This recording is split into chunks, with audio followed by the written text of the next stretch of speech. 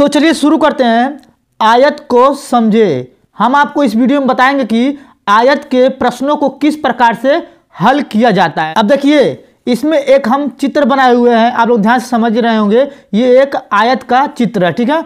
आयत का मतलब ये होता है जिसकी दो भुजाएं बराबर होती है। देखिए, जैसे मान लीजिए ये एक भुजा है, यानी कि अगर ये 4 सेंटीमीटर है और ये इसकी सामने की भुजा, यानी कि ये पहली भुजा और ये दूसरी भुजा, इसकी सामने की भुजा भी अगर 4 सेंटीमीटर हो जाती है, यानी कि आयत की आमने की सामने की भुजा बराबर होती है। अगर मान लीजिए यहाँ पे अगर ये दिया हुआ है 7 सेंटीमीटर और इसके नीचे का ये दिया हुआ है 7 सेंटीमीटर, ठीक है। तो देखिए, आयत की आमने सामने की भुजा क्या होती है, बराबर होती हैं, तो उसे हम आयत कहते हैं, ठीक है। इतना आपको समझ में आ रहा होगा। और आयत का प्रत्येक कोण जो होता है 90 डिग्री का बनाता है। देखिए यहाँ पे, यानी कि प्रत्येक कोण जो होता है 90 डिग्री का बनाता है। देखिए यहाँ पे बना दे रहे हैं, ये हो गया, ठीक है। अब इतना आपको समझ में आ रहा होगा कि जिसकी आमने सामने की भुजा बराबर होती हैं उसे हम आयत कहते हैं। और आयत का प्रत्येक कोण जो होता है 90 डिग्री का कोण बनाता है, ठीक है। और देखिए, ये जो दिया हुआ ये वाला, ठीक है, ये वाला आपका होता है लंबाई, और ये वाला यानी कि देखिए यहाँ पे नीचे वाला मान लेते हैं, यानी कि नीचे वाला आपका होता है ये दिया हुआ है चौड़ाई, ठीक है। इतना आपको समझ में आ रहा है, यानी कि ये चौड़ाई है तो ये भी चौड़ाई है, अगर ये लंबाई है तो ये भी लंबाई है, ठीक है। इतना आपको समझ में आ रहा होगा। और देखिए, अगर इस तरह से कोई बीच से कोई ये इस बिंदु से, अगर इस बिंदु से कोई बीच से कोई इस तरह से रेखा मिलता है तो उसे हम बोलते हैं बीकड़। क्या बोलते हैं, बीकड़ बोलते हैं, ठीक है। इतना आपको समझ में आ रहा होगा। अब देखिए, ये जो चारों तरफ ये रेखा खींचा हुआ है, जरा देखिए ध्यान से, यहाँ पे ये चारों तरफ जो रेखा खींचा गया है ये आपका होता है, यानी कि ये आपका होता है, ध्यान समझिएगा आप लोग इसको, यानी कि ये जो चारों तरफ रेखा खींचा गया है, यानी कि देखिए यहाँ से यहाँ तक, यानी कि ये आपका होता है परिमाप। क्या होता है, परिमाप होता है, ठीक है। इतना आपको समझ में आ रहा होगा। और ये जो बीच का खाली जगह बचा हुआ, देखिए यहाँ पे पूरा ये बीच का जो खाली जगह है इसको बोलते हैं क्षेत्रफल बोलते हैं, ठीक है। इसको क्या बोलते हैं, क्षेत्रफल। ये भी आपको समझ में आ रहा होगा। अब देखिए, ये तो आयत को, इस आयत के बारे में आप लोग समझ गए हैं। अब चलिए आयत का परिभाषा किस तरह से लिखते हैं, चलिए उसको बताते हैं। अब देखिए, इतना आप लोग को समझ में आ रहा होगा।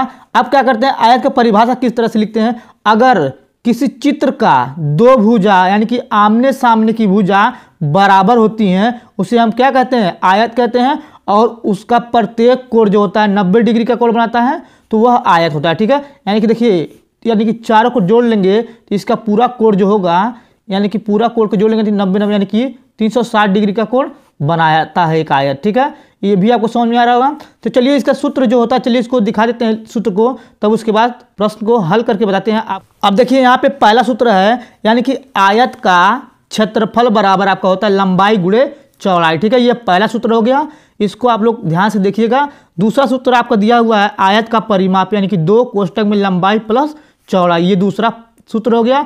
यहाँ तीसरा सूत्र यहाँ पे है आयत का विकर्ण बराबर आपका होता है करनी में लंबाई का स्क्वायर प्लस चौड़ाई का स्क्वायर, यानी कि ये विकर्ण का हो गया, ठीक है। आयत का क्षेत्रफल आप लोग को समझ में आ रहा होगा, और आयत यानी कि आयत का क्षेत्रफल आपको समझ में आ रहा होगा, और आयत का परिमाप आपको समझ में आया होगा, और विकर्ण भी समझ में आ गया होगा, ठीक है। अब चलिए इसमें पहला क्वेश्चन हल करते हैं। लिखा हुआ है किसी कमरे की लंबाई 20 मीटर चौड़ाई 12 मीटर है तो आयत का परिमाप ज्ञात कीजिए, ठीक है। इसमें आयत का परिमाप ज्ञात करना, ठीक है।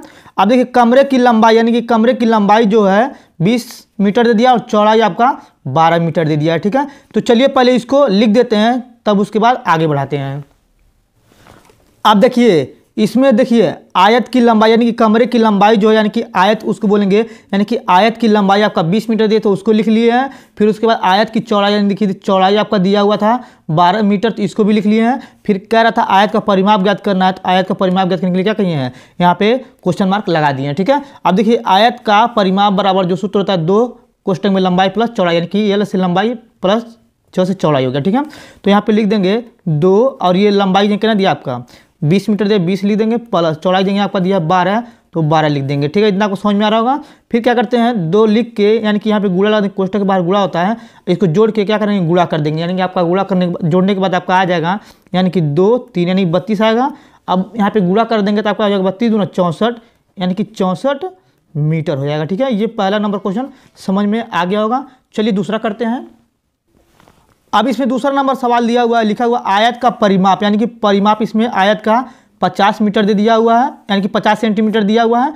यदि उसकी लंबाई 18 सेंटीमीटर है तो चौड़ाई ज्ञात कीजिए। ठीक है, तो चलिए परिमाप लिख देते हैं और लंबाई जो दिया उसको लिख देते हैं और चौड़ाई पूछा तो उसको क्वेश्चन मार्क लगा देते हैं। ठीक है, इतना आपको समझ में आ रहा होगा। अब देखिए इसमें हम सब लिख दिए हैं, लिखा है आयत का परिमाप, यानी कि आयत का परिमाप अगर 50 सेंटीमीटर दिया था लिख दिए यहाँ पे। फिर आपका आयत की लंबाई, यानी कि लंबाई आपका दिया था 28 सेंटीमीटर, उसको लिख दिए हैं।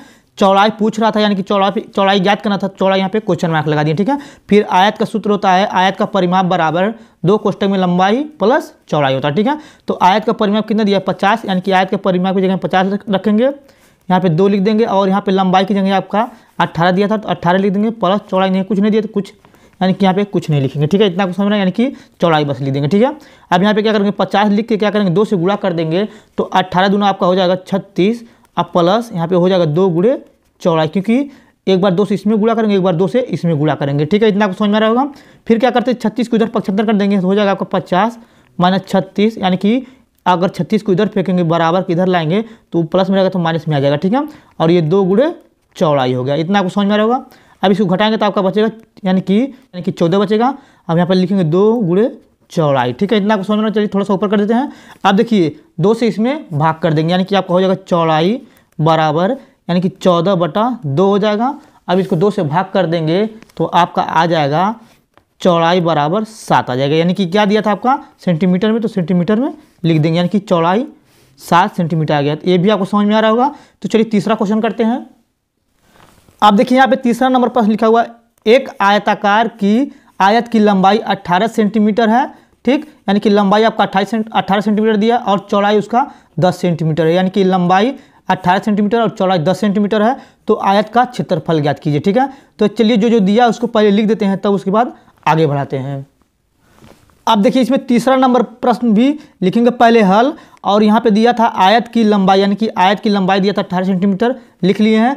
फिर उसकी चौड़ाई जो दिया था 10 सेंटीमीटर दिया उसको भी लिख लिए हैं। आयत का क्षेत्रफल पूछ रहा था तो यहाँ पे आयत का क्षेत्रफल लिख के क्वेश्चन मार्क लगा दिए। ठीक है, आप सूत्र लिख देते हैं, यानी कि लिखेंगे आयत का क्षेत्रफल बराबर, यानी कि यही पूछा रहा था, यानी कि आयत का क्षेत्रफल बराबर लंबाई गुणे चौड़ाई। ठीक है, तो क्या करेंगे यहाँ पे लंबाई कितना दिया था 18 दिया था और चौड़ाई यहाँ पर 10 दिया था, तो 10 से गुणा कर देंगे, यानी कि आपका आ जाएगा 180, यानी कि क्या है ये सेंटीमीटर है, यानी कि सेंटीमीटर स्क्वायर। कभी भी क्षेत्रफल निकालते तो वो स्क्वायर में आता है, यानी कि ठीक है, ये आपको समझ में आ रहा होगा।